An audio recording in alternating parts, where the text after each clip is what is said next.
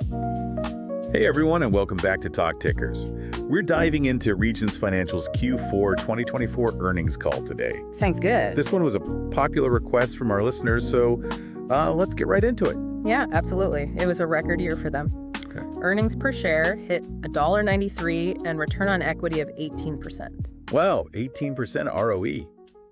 That's impressive. Yeah, that puts them in the top tier among their peers. So record revenue, where's that coming from? Well, you've got capital markets, wealth management, and treasury management. All three segments hit record revenue in 2024. So it's diversified growth. That's good. Exactly. It's a pretty diversified success story. Okay, so what are the downsides? What are some challenges they're facing? Well, one thing that jumps out is loan growth. Okay. Average loans actually declined slightly. Oh, really? I would have thought with the economy growing. Yeah, you would think that, right? Yeah. But it seems like we're dealing with something economists are calling excess liquidity. Excess liquidity. Businesses are sitting on a ton of cash right now, and loan utilization rates are down. So they're just hesitant to invest. It seems that way, yeah. Maybe because of all the uncertainty in the market. Yeah, that makes sense. So is there any good news when it comes to loan growth for Regions? Well, actually, there's a glimmer of hope. They're expecting C&I lending to pick up in the latter half of 2025. C&I lending, commercial and industrial. That's right. Interesting. Why did they think that? Well, a big factor is the massive infrastructure spending that's planned within their footprint. Oh, right. I remember reading about that. We're talking a whopping $77 billion. Wow. Allocated for projects like roads, bridges, broadband. So they're expecting businesses to take out loans to take advantage of that. Exactly. That's the idea. It could translate into a surge in borrowing demand. That makes sense. Okay. Okay, so potential for growth there, but with some caveats. Yeah, for sure. What about deposits? How did that go? Deposits saw modest growth, mainly driven by commercial clients and year-end tax inflows. Okay. But you know what I'm really curious about? What's that? Their deposit mix. I know they have a really high percentage of non-interest-bearing deposits. Yeah, that's right. They do. It's actually remarkable. So even in a rising interest rate environment, they have an advantage. Exactly. Gives them a huge edge in managing their costs. Because they don't have to pay interest on those deposits. Right. It's essentially free money for the bank. That's a great position to be in. Mm-hmm.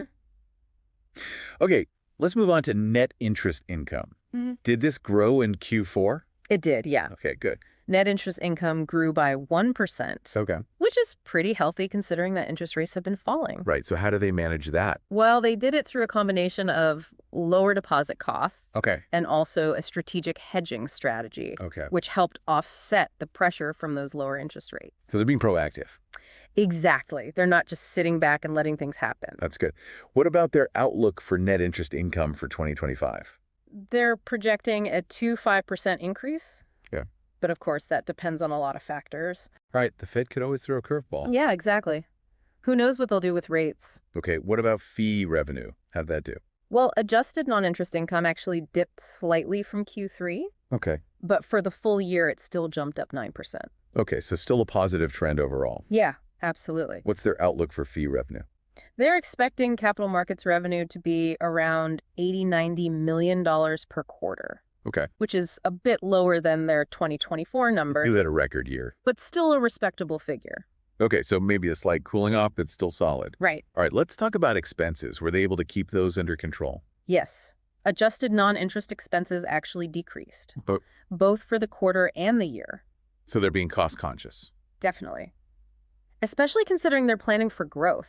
Oh, they are? Tell me more about that. Yeah, they're planning to add 140 new bankers over the next few years. Wow. And those new hires are going to be focused on their high-growth priority markets. So they're investing in growth while also trying to control expenses. It's a balancing act for sure. It is. It'll be interesting to see how that plays out. Yeah. Okay, before we move on, let's touch on asset quality. Any red flags there? Not really. Yeah, Provisions and charge-offs were balanced, good. and the allowance for credit losses remains steady at 1.79%. So they're not seeing any significant deterioration in credit quality. No, not really. Yeah.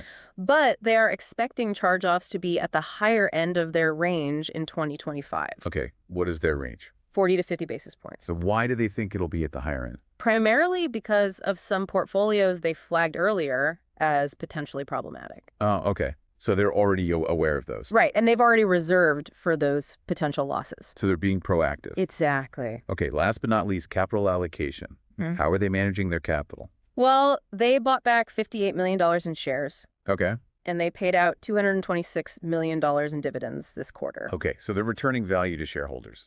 Yes. And they're aiming to manage their common equity tier 1 ratio. CET1. Yeah, including AOCI, within a range of 9.25% to 9.75%. Okay, so they're finding that balance between returning value to shareholders, supporting growth, and meeting regulatory requirements. Absolutely. Seems like a lot to juggle, but they're on top of it. Yeah, they seem to have a good handle on things. All right, well, that's a great overview of Regions Financial's Q4 2024 performance. But now it's time for the fun part. The "This is not financial advice" segment. You know it. Where we let our imaginations run wild and come up with an outrageous but plausible trade idea based on what we just learned. Welcome back to Talk Tickers. Before the break, we were digging into Regions Financial's Q4 2024 earnings call. Yeah, we were just getting started. There's still so much to uncover. Yeah. One thing that stood out to me was their commentary on the economic landscape. Oh, yeah. What were they saying? Well, they're seeing what we've been talking about, businesses flush with cash but hesitant to invest. It makes sense. With all the uncertainty in the world. Exactly. Companies probably holding back on major investments until things settle down a bit. Right. Makes sense. But Regions is seeing some positive signals in their C&I lending pipeline. Yeah, they are. They're noticing increased optimism among their clients. So they're not just talking about cautious businesses. They're seeing signs of potential growth. Precisely. They believe that as the dust settles from recent policy changes, business activity will pick up. That's encouraging, especially with that massive $77 billion infrastructure bill we talked about earlier. Right. Remind us what kind of impact that could have. Of course. We're talking about federal infrastructure spending already approved and allocated within Regions' footprint. Okay. Think roads, bridges, broadband, the kind of projects that create jobs and stimulate economic activity. And Regions is in a good position to finance those projects, right? Absolutely. They have deep relationships with businesses in the industries that'll benefit from the spending, and they understand the unique needs of these projects. So this could be a major driver of loan growth in the coming years. It really could. Yeah. Okay, so we've got this potential growth driver on the horizon. Yeah. But what are some of the risks or challenges that Regions could face? Well, one obvious risk is that the economic recovery doesn't materialize as strongly as expected. Right. If businesses remain hesitant to invest, loan growth could be sluggish. That's a valid concern. What else? Another potential challenge is competition. Oh, of course. Regions is facing increased competition from both traditional banks and fintech disruptors. Yeah, that's true. Across the entire industry. How is Regions addressing that? Well, they're investing heavily in technology and digital capabilities to enhance their customer experience and streamline operations. Okay. They're also focusing on building deeper relationships with their clients, providing personalized advice and customized solutions. So it's a combination of high tech and high touch. Exactly. Now, let's circle back to deposits for a moment. We Okay. talked about how Regions has a remarkably high percentage of non-interest-bearing deposits. We did. Can you explain why that's so significant? Sure. Essentially, these are deposits where the bank doesn't have to pay interest. Think of it like free money for the bank. Right.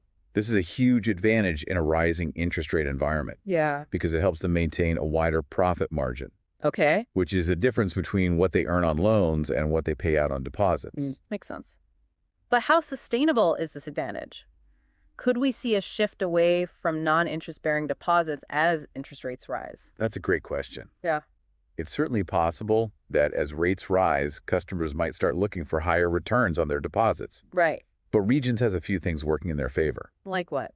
First, they have a large and loyal customer base, many of whom have been banking with them for years. Inertia can be a powerful force. You got that right. Second, they're proactively managing their deposit mix. They're offering competitive rates on interest-bearing products to attract new customers and retain existing ones. So they're not just hoping for the best. Nope. They're actively responding to the changing market conditions. Makes sense. So they're constantly monitoring the market and adjusting their strategy to maintain that healthy balance between their cost of funds and deposit growth. Exactly. Smart move. Now let's shift our attention to fee income. You mentioned that while it dipped slightly in Q4, it still showed strong growth for the full year. Yes. What's driving that? A few things are contributing to this. Firstly, their capital markets business had a record year thanks to strong M&A activity Okay. and a favorable market environment. So they're benefiting from the wave of mergers and acquisitions happening in the market. That's right. And they're well positioned to continue benefiting from this trend as long as the M&A market remains healthy. Okay. Additionally, their treasury management and wealth management businesses are also performing well. That makes sense. Yeah. As businesses grow and become more complex, Yeah, they need more sophisticated treasury management services. for sure. And with increasing wealth, more people are seeking professional guidance in managing their investments. You got it. It's a diversified mix of fee income sources, which is always a good thing. It helps them weather any storms in individual business lines. Speaking of weathering storms, let's talk about expenses. Mm. You mentioned that regions managed to decrease expenses in 2024, Yes. which is impressive given their growth plans. Yeah, it really speaks to their disciplined approach to cost management. They're constantly looking for ways to streamline operations and improve efficiency. But they're also making significant investments, right? Oh, absolutely. Like the 140 new bankers we talked about earlier. Yeah. They're investing in technology, new talent, and expanding their presence in key markets. But they're doing it strategically, Okay. ensuring that these investments generate a positive return. So it's all about balance. It is. Yeah. Balancing controlling costs and investing for future growth. Sounds like they're being very careful with their spending. Yes, they are. Yeah. They're being deliberate and focusing on areas that will drive long-term growth and profitability. Okay, good. Now let's move on to their credit quality. Any concerns there? Overall, their credit quality remains strong. Their allowance for credit losses is healthy, and they're not seeing any systemic issues. Okay. That would raise red flags. However, you did mention that they're expecting charge-offs to be at the higher end of their range in 2025. I did. Can you elaborate on that? Sure. They're expecting charge-offs to be at the higher end of their 40-50 basis point range. Right. In 2025, primarily due to a handful of specific portfolios, Oh, really? that they've identified as potentially problematic. Which ones? They mentioned some exposure to the office and senior housing sectors, which Yeah. have been facing headwinds. Yeah, those sectors have been struggling post-pandemic. Exactly. But the good news is that Regions has already reserved for these potential losses, so they're prepared if things deteriorate further. So it's a measured risk that they're comfortable with. It seems that way. They've done their due diligence and are confident in their ability to manage these exposures. Right. Okay, last but not least, capital allocation. How are they managing their capital? They're taking a balanced approach. Investing in growth opportunities, returning capital to shareholders through dividends and buybacks, and maintaining a strong capital position to meet regulatory requirements. It sounds like a sensible strategy. It does. It balances the needs of various stakeholders. Yeah, reflects their commitment to creating value for both shareholders and customers. For sure. Okay, we've covered a lot of ground here. What are your key takeaways from this deep dive into Regions Financial? My key takeaway is that Regions is a well-managed bank with a strong franchise, Okay. a solid track record of performance, Uh-huh. and a clear strategy for growth. They're navigating a challenging economic environment, but they're doing it thoughtfully and strategically. I agree. They're not immune to headwinds, but they seem well equipped to handle them. Yeah, they're constantly looking for ways to improve and evolve to stay ahead of the curve. Absolutely.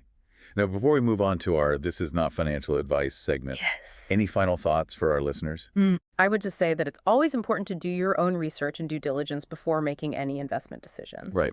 Earnings calls are a valuable source of information, but they're just one piece of the puzzle. Well said. Don't just take our word for it. Dig into the numbers, Yeah. understand the company's strategy, and make an informed decision. Exactly. Knowledge is power when it comes to investing. Okay, it's time for our This Is Not Financial Advice segment, where we let our imaginations run wild and pitch an outrageous but plausible trade idea based on what we've learned. Sounds fun. Given Regions' focus on deposit growth in high-growth markets and all that infrastructure spending we discussed, I'd keep an eye on their smaller business lending. If their strategy pays off, we could see some serious momentum there. Interesting. Construction and related industries in their footprint could be poised for a boom. Right. Talk about a potential gold mine. But of course, this is purely hypothetical and is not financial advice. Do your own research before making any investment decisions. Yeah, always good advice. It's fun to speculate, but real investing requires careful consideration and due diligence. Absolutely. This deep dive has given us plenty to think about. Yeah, We've covered a lot, but there's always more to explore. there is. Be sure to check out the full transcript of the earnings call on Regions Financial's website for even more details. And remember, This is not financial advice. exactly. But hopefully it's given you some food for thought. Oh. Now on to the final part of our deep dive into Regions Financial. And welcome back to the final part of our deep dive into Regions Financial's Q4 2024 earnings call. We've covered a lot, from record revenue to their loan growth strategy and pretty much everything in between. Now it's time for the grand finale, our This Is Not Financial Advice segment. Yeah, the part where we let loose a little and come up with some fun trade ideas. Exactly. So, based on everything we've learned about Regions, their performance, their strategy, the overall economic landscape, what's a bold, speculative trade idea that comes to mind? Okay, here's one. We know Regions has been actively managing their securities portfolio, repositioning and shifting things around. Right? They even mentioned transferring some available-for-sale securities to held-to-maturity. Seems like they're being careful with their capital. Exactly. But what if they take it a step further? What if they see an opportunity in the market, maybe a sector that's undervalued, and decide to make a strategic investment? So you're saying Regions goes beyond their traditional banking activities and makes a big bet on a particular industry. Think outside the vault. Remember those acquisitions they made a couple of years ago, Enerbank and Ascentium? Yeah. They weren't afraid to step outside their comfort zone back then. Right. Those were smart moves. They expanded their offerings and brought in new expertise. Exactly. So imagine them leveraging that expertise and their financial muscle to make a play in a sector with high growth potential. Maybe renewable energy or even something like space exploration technology. Okay, now that's getting really speculative.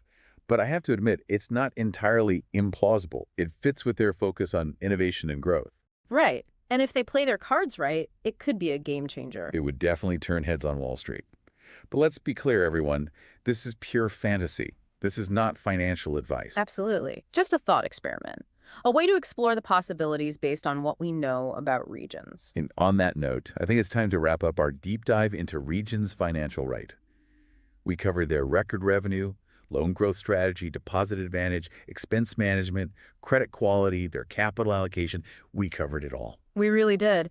We dissected their performance, explored the economic landscape, and even indulged in some wild speculation. Hopefully you, our listener, have gained some valuable insights and are feeling much more informed about Regions Financial. Remember, knowledge is power, so dig deeper. Explore their website, read those analyst reports, and form your own conclusions. And always remember our motto: this is not financial advice. We're just two finance enthusiasts sharing our thoughts and having some fun along the way. Exactly. Until next time, happy investing, everyone.